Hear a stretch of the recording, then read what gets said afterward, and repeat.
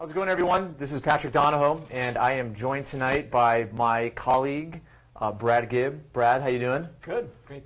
Feeling good? Yeah, glad to be here. This is exciting. All right, so this is part 3 of the wealth standard. So it is part 3. We've already done part 1 and part 2, of course.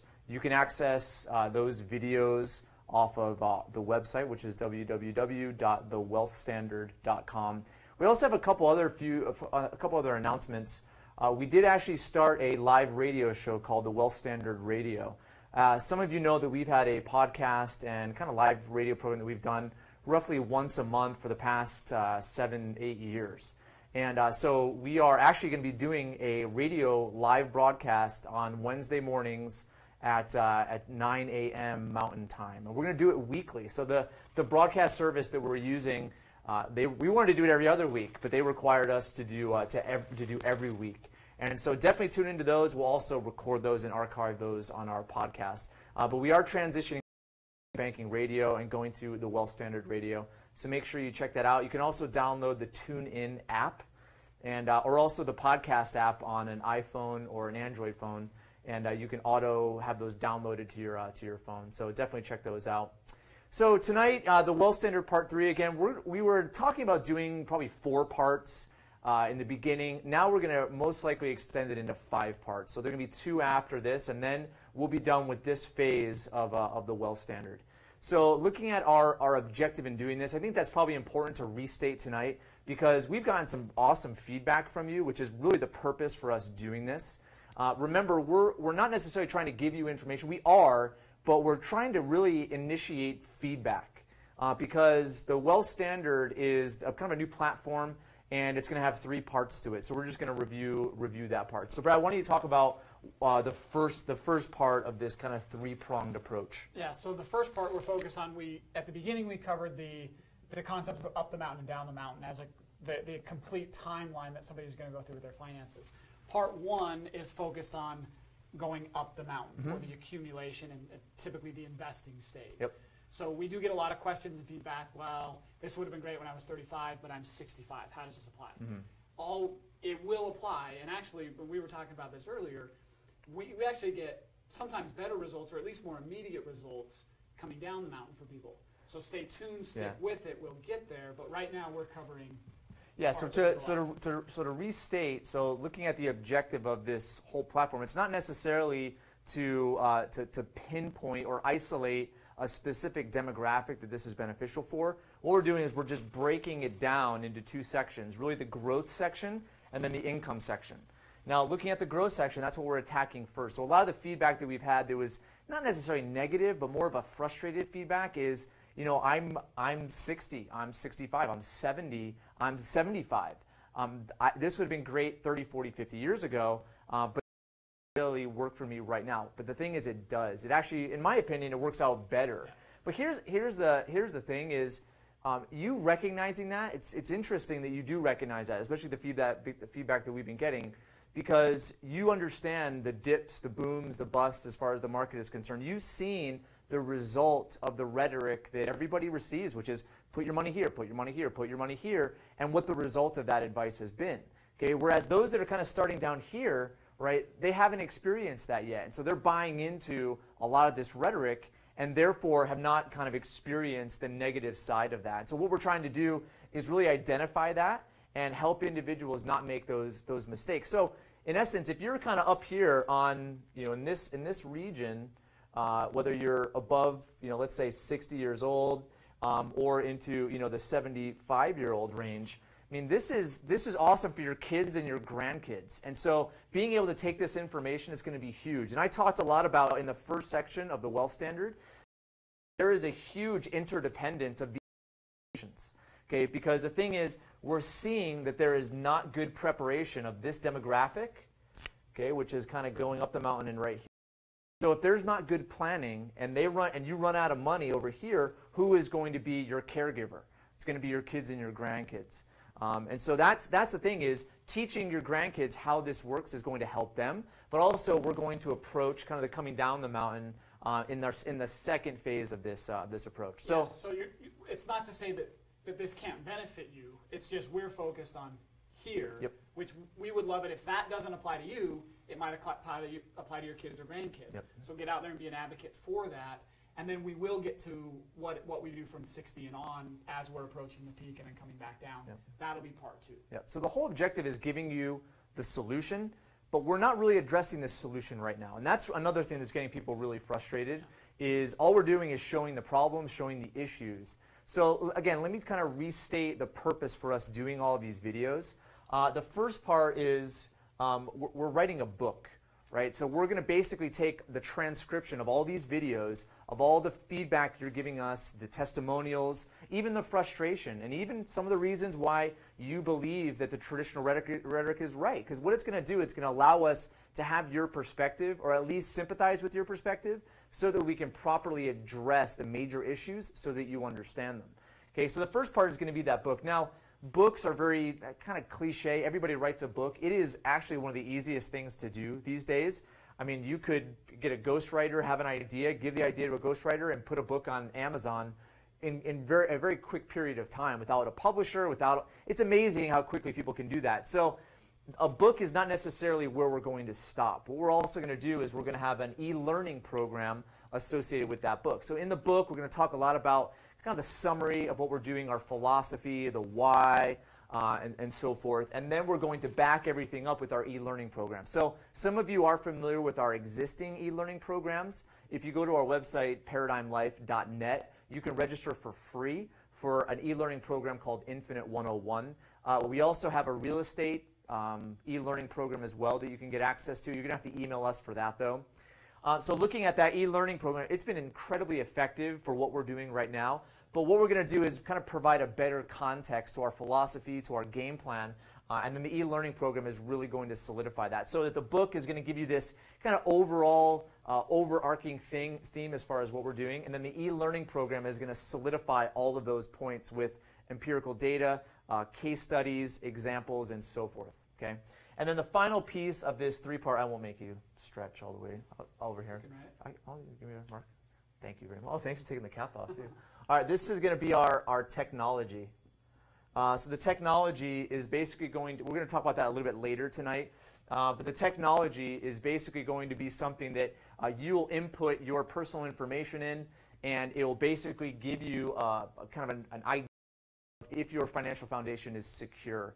And if it's not, it'll identify those areas, and then it will basically teach you why they're important to have as a financial foundation and show you how you can properly execute, whether it's a strategy or financial product, so that your foundation is secure. Yeah, it's really going to direct you where you're at on the mountain and what are the most important things to get the most impact out of the information that we've got to share. Yep, so all of this right here is really going to be a function of these core videos. And so your feedback, the feedback has been awesome. Thank you so much. Your comments, the things you don't understand, it's really helpful to us because we do this all day long, 9 to 5, every single day, and we're very familiar with the terminology, with the strategy. And so sometimes we lose the ability to be sympathetic or empathetic with our clients. So we want to know how you process the information, what it takes for you to be convinced, why you've bought into the traditional strategies. And you've already done that with some of your feedback, and so keep bringing us your comments, especially tonight, because we're going to get into some pretty heated information tonight that really gets my blood boiling. And so knowing what I know, trying to convey that to you, I really want to know how you interpret that and what you think is the best solution to that. So stay tuned. Some cool stuff we're going to go through tonight. Yep. Okay. All right. So what's next? So let's just kind of get into it. Yeah. Okay. Get rid of this. Yeah. Let's kind of erase that. Actually, we can erase like the whole thing if we want to. Okay. All right. So I like to call this kind of like the, I don't know, I call it a trifecta, like the trifecta mafia, I guess you can say. And I talked a lot about this in the first Wealth Standard video series. But right now, it seems like our society is controlled by the financial services industry. So there's 3 players in this trifecta. The first player, why don't you draw three boxes here, just 3. Yeah. So the first 2 are part of the financial services industry, which really controls the majority of our financial life. So the first one is what we talked about last time, which is Wall Street. So Brad and I's example was basically to show, just the overall accumulation of money and what fees are, what market volatility, what we're told versus what is reality. And so the idea behind part 2 is to show that putting money in the market really doesn't yield much at all. And it's really because of taxes, and it's because of the fee structure associated with Wall Street. And it's not surprising to us because we see headlines every day in the financial news that shows, this fine, this fine. I mean, you had Ameriprise, which is one of the biggest mutual fund companies. Their employees won a class action lawsuit suing Ameriprise for high fees associated with their 401k. So it goes to show that there's not just frustration and animosity associated with just the regular average Joe, but it's also the people that are actually working for the financial companies themselves. It's really, really ironic. And so you look at the financial news headlines and you see the lifestyles that these people live. And I have nothing wrong. There's nothing wrong with making money and being successful and being wealthy. But at the same time, the wool has been pulled over people's eyes, and they don't realize what's going on and the drain that happens on their financial, their accumulation vehicles because of what's going on in Wall Street and with administration fees. So we already covered this. There's a ton of information on our website as well. But we covered Wall Street last time. What we're going to do is talk about the other side of the financial services industry, which is banks and finance companies. And that's going to be tonight. So banks and finance companies, I think, these guys are bigger than Wall Street, in my opinion, right? Because of credit, because banks and creditors actually loan a lot of money to hedge funds and mutual funds and so forth. So these guys are massive. And what we're going to do is in a second, we're going to bring up a website that I often refer to. I actually don't really like looking at it very often because it's very depressing. But we're going to show some of the financial statistics associated with the control that banks and creditors have on the average American. Okay, so this is the second part of this trifecta. And then the third, I guess, I won't have you. I'll write it. I have my own. I don't think I can spell it, so we'll just leave it. Well, you have your master's in accounting, not in English, right? All right. So Wall Street, banks, and the federal, state, local, whatever government. And this is taxes. Okay. So the trifecta, as far as really what is killing American wealth, are these three things. Okay. Wall Street, banks, and government. And the government, it's not necessarily income taxes, which is a huge part of it. But you also have pretty much tax on everything that you buy. Everything. There's really nothing that you buy that does not have a sales tax or an excise tax. I mean, just go look at your water bill or look at your cell phone bill. There's multiple taxes associated with it. And really, it's kind of like, $5 here, $10 here. But that's like every single bill that you have has all of those fees. So it adds up, and it becomes a huge drain on your wealth over time. Okay, so these are the trifecta. So we'll just put trifecta. How about that? Close enough. All right. Good enough for me. You can spell trifecta. Give me a break. All right. So trifecta. So let's go ahead and have you, Brad. I actually pulled it up on your computer, okay. And it's going to be a website called www.usdebtclock.org. So we're going to do a screenshot of this. So usdebtclock.org is a very profound website. Now, all of the data is derived from credible sources. And so if you hover your mouse, if you go to that website, hover your mouse over the different sections, it will give you the source of that information. Okay. So what I really want you to pay attention to is a few sections, which are actually right in the middle. The first section is credit card debt. Okay. So Brad, why don't you give me? I'm not looking at the screen right now. What's the total outstanding U.S. credit card debt right now? As of right now, it's about 889 million. No, that's not million. It's billion. That's all. Okay, yeah, it's not $1 million. Okay. Okay, so we'll round. So we'll say $900 billion. Yep. Okay. In credit card debt. All right. So before, why don't you come back over here, Brad? We're just gonna talk about kind of one debt section at a time. But looking at $900 billion in credit card debt. So if the first thing you have to ask yourself is, why do people go into credit card debt? Now, we're not going to go off of onto all the reasons why somebody does that. Okay, but the idea behind credit card debt is because savings doesn't exist.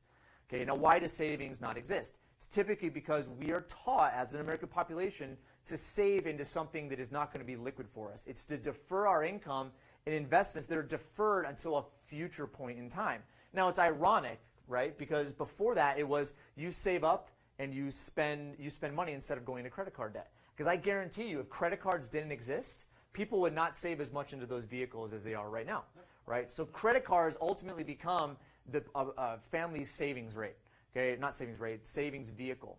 Okay, now what they do is they'll charge up medical bills, they'll charge up vacations, they'll charge up home improvements, they'll charge school expenses, you can all these different things, and it's because they charge them because they don't have that money in their savings account. And then what eventually happens is they pay that back over the course of time, paying interest. Now banks, it was funny. We were with I was with John this past week, and we were at this meeting, and I had a lot of other financial professionals there. And one of the financial professionals actually did a lot of business with banks. And so he did, I'm not going to go off to how he did it, but he was talking about the banks, because they're really regulated now, they're focusing all of their efforts on fees. Okay, it used to be interest, right? Because they make money on interest, but they're focusing a ton of effort on fees. Because a $5 fee here, a $2 fee here, a $1 fee here, a $25 wire transfer, $50 overdraft fee. I mean, these fees essentially become a huge cash cow for banks. So it's not just the debt that you go into as far as credit cards is concerned, but it's the fees and interest associated with that. Now, here's another thing that's very interesting. So I was pulling up some data, and we're actually going to post, I think we're going to post it in the stream on YouTube, some links to different articles that actually back some of this data up. But I was reading some articles, one of which was on NPR, and not that I don't listen to NPR a lot, but it was on NPR, but on their website. But it talked about the ages between, I think it was 25 and 44. 1 in 10 workers have their wages garnished by creditors. Isn't that amazing? Amazing. And there's another statistic, which is everybody, 28% of the working population have some sort of creditor after them trying to collect, a collections account. Okay, so what does that show you? Now the thing is, with collections accounts, I mean, you have penalties, you have fees, you have interest that's tacked onto that. It's crazy. When we went through, when I was starting off, I mean, we started in 2007, which is a terrible time to start a business. But through 2008, 2009, 2010, we saw horror stories when people lost their jobs, they got divorced, a lot of hardship. They went into credit card debt and they defaulted on credit card debt. And it's amazing the lengths that banks go to come after you. They garnish wages, they put judgments out on you.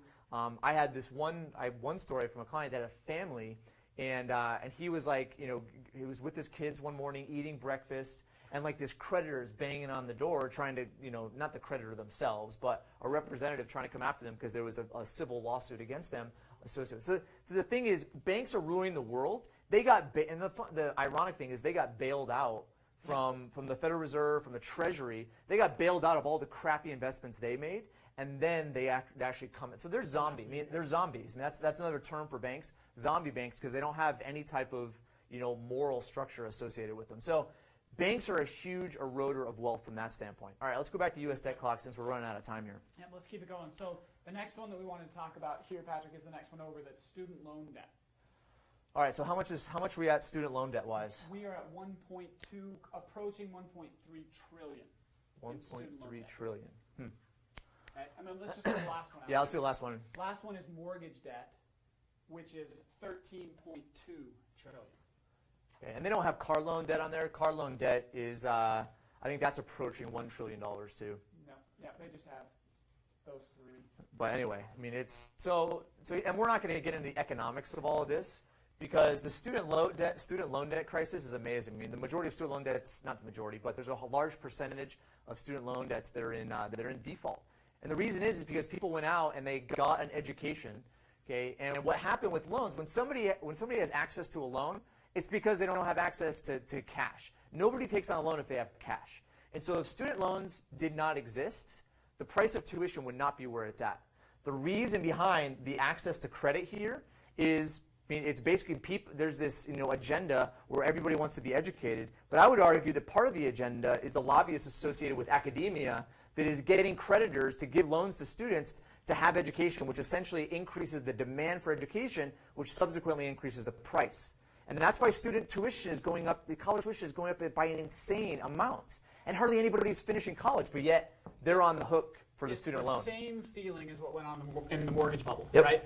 Easy credit, everybody went out and bought a house. It was, if you don't own a house, you're not a real person. Yep. And so what happened to all the housing prices? Right through the roof. Yep. And then it all blew up. Yep. We're now seeing the same impact, the same thing happening there. Yep. But so the account in me is now coming out. We could go on and on and on and For just sure, really yeah. boil our blood on this. But Yep. the impact to the everyday finances, we can summarize here. This is just an income statement, or just what represents that. So income statement, why don't you explain that? So an income Quickly. statement, it's just a summary of How fast? income coming in, expenses going out. Sure. Right? And what we're left with, if there is anything. So your job income, interest income, royalty income, rental income. And then all your expenses, debt payments, lifestyle, taxes, all of that. Okay. And if we look at this, we've got expenses going into these categories. Huge amounts of it have to go to service all of this. Yep. Right? And where does this go? To banks and corporate banks, banks, yeah, major right? banks, corporations. But where does our income go when we're, after we're done paying this and we have savings? Where does that go? It goes to Wall Street. It goes right here, right? Yeah. So that's what I'm saying. Yeah, the majority of American income goes to banks and corporate. It's amazing. And again, the accountant in me, the standard assets minus liabilities equals your net worth. Yeah, right. Equity. Yep. And what people think they're doing is they're building assets in their 401k account, right? Yeah. And that's earning them an interest rate, which we showed last time wasn't all that much. No. But if we simultaneously build a liability because we put $1,000 into our 401k account and then put $1,000 on the credit card, what's the interest rate on your credit card as compared to what you're earning in your 401k? Right? Incredible, much, much more. So we sometimes have that illusion like we're getting ahead. But if we zoom out and say, okay, we're saving yet incurring all these liabilities. Your net is nothing. So it's basically, the question would be, to be successful here would represent that you would have more interest earned than paid as far as banks are paying interest on your debt. And that's the case is the majority of people are not in that situation. Right. And one other little tiny thing, are these completely separate of each other? No. Not at all. Yeah, you go. Do they care whether they're getting it in fees on this side or in interest on this side? No. Not really. Nope. They just want to be on both sides of that as well positioned as possible. And that's the funny thing. It's like with this guy we were talking to this week, he represents Wells Fargo. So Wells Fargo, they're a bank, but he also represents Wells Fargo Advisors, who's Wall Street. Yeah. So they're collecting your fees over here, they're charging you fees over here, and the more they can spread that gap and say, put all your money over here with investments. Oh, and then by the way, if you need money, where do they get the money to lend to you on credit cards and lend to you on that? Yeah. They're going to take your own 401k money and lend it back to you and charge you interest. Yep. Okay. Anyway, so, and we can go off, and we have lots of different videos on the Paradigm Life website. We're going to have a lot of videos associated with this when it comes to, the wealth standard in our e-learning program. But our question to you is, first off, do you understand this? Second, have you seen the statistics on usdebtclock.org? Have you researched what's going on here? The amount of fees that are being collected, the amount of interest that are being collected on both sides of the financial services industry, both Wall Street and banks. Do you realize that? If you do, why do you continue to participate? Okay? If you don't, is this what it takes for you not to participate? That's kind of our question for you is, do you understand what we're saying, number one? Do you realize what's going on over there, number two? And will you take action to change your situation? Because essentially, these two parts of the financial service industry are killing you. Yep. And I would argue that even if a lot of people didn't know the numbers, once this is presented, they feel that. They say, yeah, I know I'm saving into my 401k, but it doesn't feel like I'm getting ahead, right? So I think that the feeling is there. We want people to own this and look at this and really let that sink in. And then say, I know I've spoken with a lot of people that don't feel like they can get out, right? They've got this cycle happening, and how do we break it? How do we stop that? So if that's your question, voice that to us and say, exactly. Yes, seeing this, I feel it, and I want to do something about it. I just want to know a way out. Okay. All right. Cool. All right. So let's go ahead and erase this part and get into the government really quick. And then we're going to do kind of an illustration for you with a computer program that we have that's going to kind of bring all of these things together and show why people are not getting ahead. Okay. All right. So yeah, I'm not going to spend a ton of time on this. it is really, and we have another article that I'm going to put on YouTube, and then we'll probably post this as well, the source to this. But it talks about all the taxes that we pay. Now, most people are like, okay, well, I pay 7.5% as far as my income taxes are concerned, as far as payroll taxes, which is Social Security, Medicare, and Social Security, Medicare, and FICA. Yeah, so all those different taxes. Okay, so looking at that, but the thing is, you don't realize that your employer pays the other 7.5%. If your employer didn't pay the other 7.5%, guess what? That's now money that could essentially go to you as a salary. So it's more. This is kind of more of a forced savings going to the government, and they're bankrupt. I mean, Social Security is bankrupt. There's more money coming out, or more money going out than coming in. A really funny story, really quick on that. There was actually used to be a company that 7.5% that they were paying. Yeah.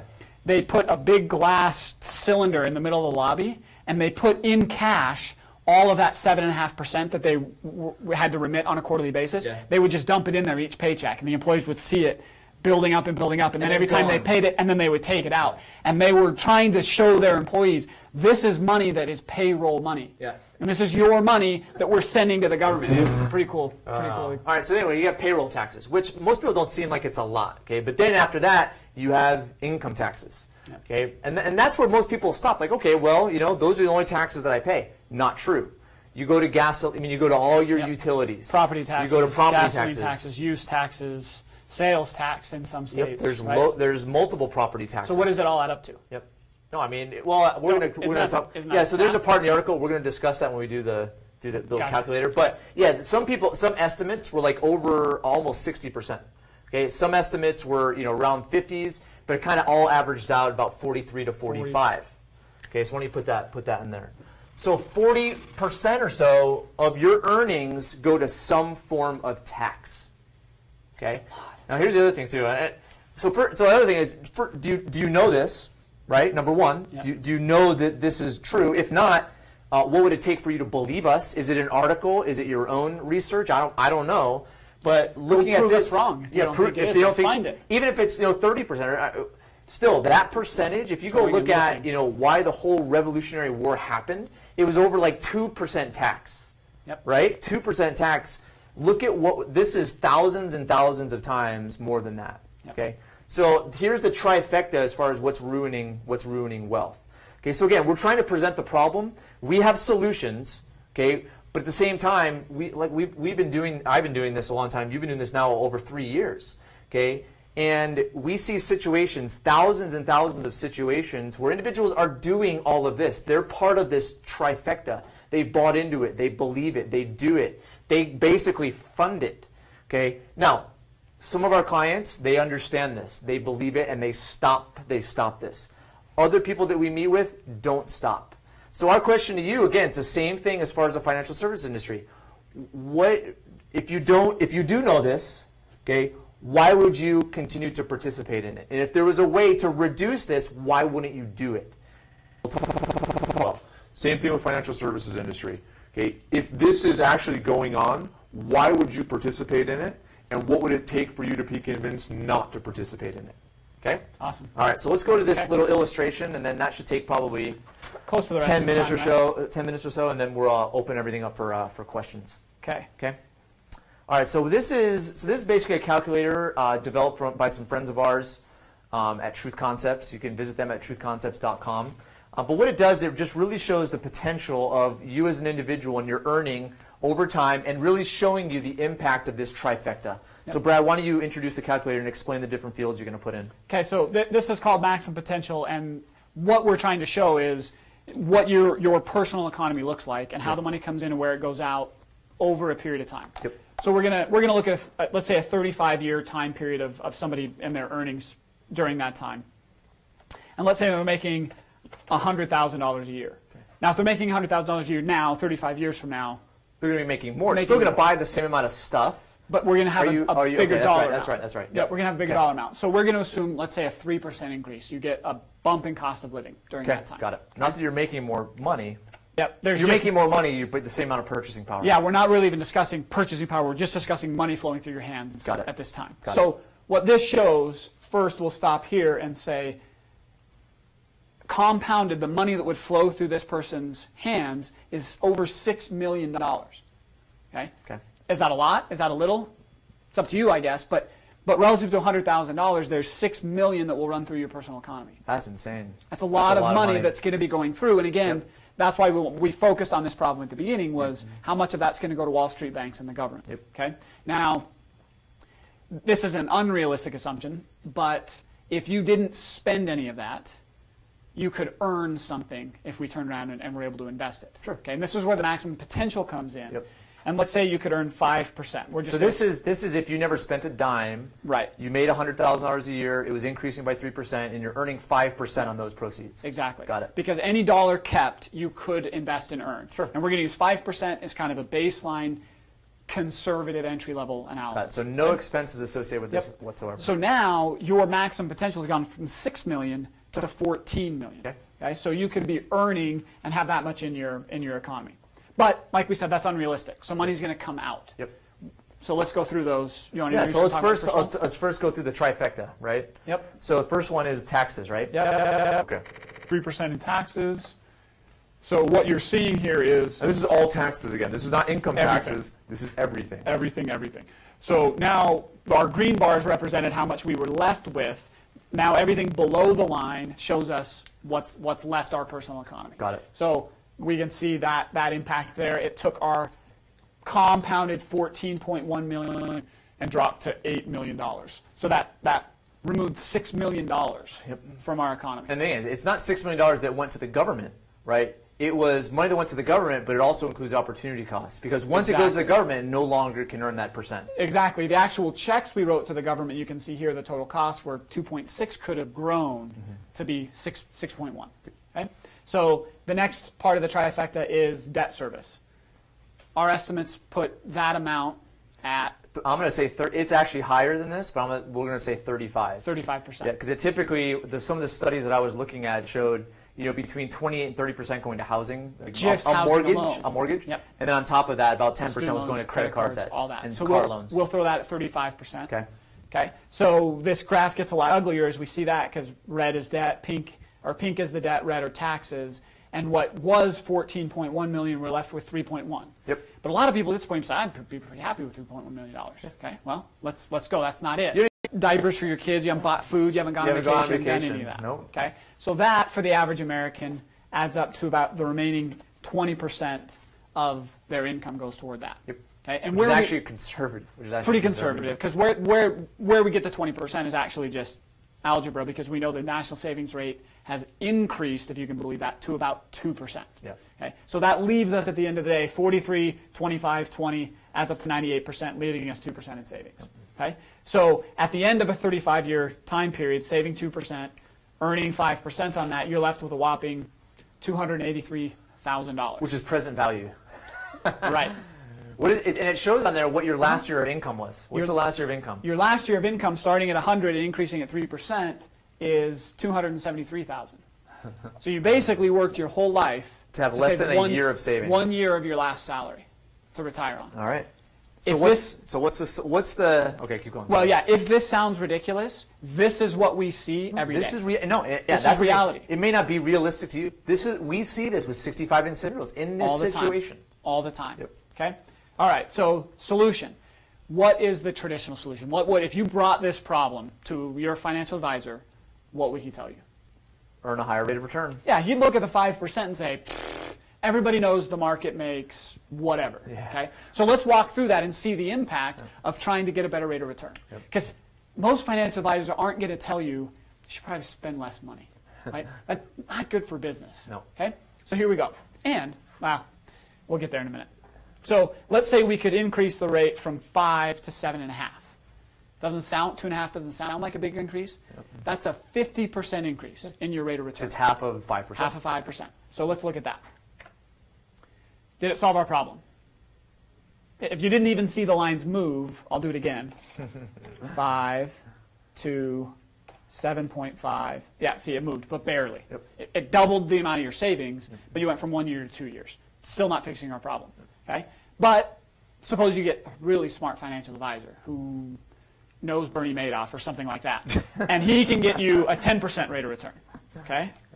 10%. That moved him a little bit more. 800,000. I'm still not very comfortable. That's 4 years. 4 years. It's better than before. Better than where you were. Yeah. But how much risk would you have to take? That's doubling your rate of Well, if it return. really was Bernie Madoff, you wouldn't have anything. Yeah, you have nothing. Okay. But at 10%, we showed how difficult it was to get a 2% net. Yeah. This is a 10% net, and it's still not fixing our problem. Net. Because remember, Net. we haven't even talked about the other trifecta, which is Wall Street, Yep. which is taking a percentage of gain. So it's not Okay. even the gross returns. So let's say a miracle happens, and your portfolio makes 15 For 35 years for straight. 35 years straight. Let's see what we get. Now, that's a big difference, 2.4 million, and that puts us about 10 years worth of income. Okay. Pretty good. So 15%. Good luck. We got it. Okay. Now let's talk about our approach. Yep. And what we're looking to do. We're going to go back to a 5% because we're not about risk, right? Well, and this is going to kind of segue, because we don't have a ton of time left, this is going to segue into basically the reason why we're here in this part 3, which is strategy. Right? Exactly. It's your strategy, it's your tools, it's what you understand education-wise and what you're going to do about it, which is the whole purpose of this curriculum. But keep going and finish this off. Most people think it's all about rate of return. That's Yep. the only thing we can focus on. Yep. That's important. It's not sidelined completely. But what we're going to show is the impact of working on the trifecta first and see how that impacts it. Yep. And that's just a small percentage of what we do, but let's look at the impact. Yeah, let's look at the impact. So let's say that by investing smarter, and there are lots of ways to do this, and you know, Tom Wheelwright is a CPA who's written on this masterfully about the income tax and being smarter about managing that. Well, so we know Tom really well. Tom's a really Yeah. good friend of ours, and he wrote a book called Tax-Free Wealth. And I think we're going to put on the chat the link to his website. The book, it doesn't cost very much money at all, but his whole point with tax-free wealth is that the IRS tax code exists to give you a guide map to not pay taxes. Right. That's why he gets excited about taxes, I know, right? 'cause it's a completely backwards approach. So if we're working, instead of focusing on rate of return and focusing on giving our money to Wall Street that exposes it to the government, Yep. we're looking at having control of that and doing different things with it. And even if we got a 10% savings in taxes, now not going from 43 to 33, but going from 43 to 39, Yep. okay, a 10% decrease, let's see what the impact is. 43 to 39. That was only 4% in taxes, and it quadrupled the amount we had set aside. Now, it hasn't fixed our problem, but it was more than taking our return, if I remember, from 5 to 10%. 7 to 10%, yeah. Just saving 4 percentage points off your taxes. That's crazy. That's huge. Yep. Okay. Now let's look at debt service. Now we talked. You already touched on this. If we weren't putting our money into a 401k, we could have it to avoid getting credit card debt, to avoid student loan debt, or to pay those off faster. Exactly. So let's say we were able to take debt from 35 and get rid of credit cards, get rid of auto loans, get rid of all of that. Use our banking system or our living benefits model to, essentially become your own finance company. Yeah. Now let's not even get wild and say you could do your mortgage. Let's say you keep your mortgage and you do all the rest. Yep. That'd take us from 35 to 25. Sure. Okay, let's do that. Which is actually, that is kind of accurate, because one of the things it said in some of the articles I was researching is that people typically take about 10% toward their debt, Toward the rest other of it. than their mortgage. Other than the mortgage. Yep. So let's just get rid of that much Yep. and see the impact there. 2.2 million. So now, have we changed our rate of return? Nope. Have we changed the risk class of our client? Uh-uh. Have we made them eat rice and beans only every other Thursday? Or Alpo. Right. In order to do this? No. No. We've just been more strategic. Yep. And the story I kind of shared with you on the impact this has for me is, I grew up, my father had a small Cessna airplane that we would fly around. And in our valley... Well, you grew up in the middle of nowhere in Washington. Exactly, I did. And in this middle of nowhere, about 3 o'clock every day, the wind blows. Okay. About 30 miles an hour. Okay. So if that airplane, all by itself, ground speed, 100 miles an hour. If we took off and flew into that headwind, how fast are we going? 70 miles an hour. 70 miles an hour, right? So we could have tweaked the engine and got more horsepower, but that's expensive to do, and we don't really get all that much more result out of it. We could have done that. The other thing we could have done is taken off at 10 a.m. instead of 3 p.m. If we took off at 10 when the wind is calm, how fast are we flying? 100. 100. Yeah. Did we do anything? No, you just took off at a different time. We were just more strategic. You're more strategic. You Right. understood the data, and you were able to position yourself so it had no drain against the 100 miles an hour. And once in a while, the wind would blow the other direction, 30 miles an hour. If we could take off on that day and have a tailwind, how fast are we going? 130. 130. Yeah. Almost twice as fast. Again, without spending the money and tweaking the engine, without changing anything, just being more strategic. That's what we're doing with these numbers here, is if we can be more strategic about the impacts of the trifecta, we don't have to do anything else. And the thing is, the strategy exists, right? So our point here with this entire presentation is not to give you the solution. That's what we've been trying to do for 8 years. Really, we're trying to figure out is, do you understand what we're talking about? Do you believe what we're showing you in this calculation? It's just math. If you don't believe it, why don't you believe it? And when I saw it, I didn't. And what did I do? You actually built, dude, I remember that. You built that calculator. I looked at the numbers and reverse engineered it. And you came in, I remember your eyes, your eyes were all like bloodshot. And you had like 50 pages of like extension after extension. Yeah. So you rebuilt this and actually proved it to yourself. And it's right. Yeah, that's true. I remember that. We still have that thing too. That's crazy. So anyway, so our point is, do you believe this? Okay, is this compelling enough? Do you need more? And maybe if you're a client, what was it that really set you off? What convinced you? Was it this? Was it our product? Was it the benefit you get from it? Was it maybe just thinking more strategically, having more hope, not depending on somebody else, but depending on yourself? Let us know kind of the reasoning, if you're a client, why you decided to do business with us. And some of you have been doing that as we've been going. So I think we're going to try to answer some of those questions. I didn't cut you out, did I? Yeah, no, let's talk, we have about 10 minutes left, maybe in about five more minutes. Right now you can kind of put comments and questions and so forth into YouTube, and then we'll answer those right at the end. So let's talk about a little bit more about your airplane example, because I want to kind of beat this to a pulp, because we're not really about, we have a financial product we sell, which is amazing, but it's not the whole, the reason why we're building this technology, it's not the only piece of the puzzle. It is a huge part, the predominant part of the puzzle. It's not the only piece though. Okay, so the idea is just really to have a strategy. So looking at strategy, we came up with some examples as we were brainstorming for this of different strategies associated, why it's important to have multiple ingredients or multiple things associated with your finances. So why don't you maybe get on that, and I'll start to erase this and build it out. So what we talked a little bit about there was, picture yourself going to a grocery store. If you didn't have a recipe in mind or a meal plan in mind, and you just walked along the shelves and grabbed whatever you thought and threw it in the cart, when you bought it and got home, you would have a lot of food, but nothing to eat. Because you couldn't organize that and put it together in anything that would be, if you were making cookies and forgot the salt, it doesn't matter that you had all of the other ingredients, those cookies aren't going to do anybody any good. And that's the I'm sure everybody's done that. I'm sure everybody's forgot the butter, they forgot this, they forgot that, and it cannot come out the same way. And the first time when I went to college, I was on my own. I went to a grocery store and was like, what do I, and I bought a bunch of stuff, but I was hungry all the time until I figured that out. And there's also these kind of, married. And so another thing too is adding ingredients, right? When I hated spaghetti sauce. Like growing up, hated spaghetti sauce. And then I had this Latin family that I knew really well, and they made this spaghetti with sour creams. They put sour cream in the spaghetti sauce. And it was the most amazing, and I was like, why did I not have this when I was 5 years old growing up? So the idea is what ingredients are you missing? Are you really, with your finances, is it important to you?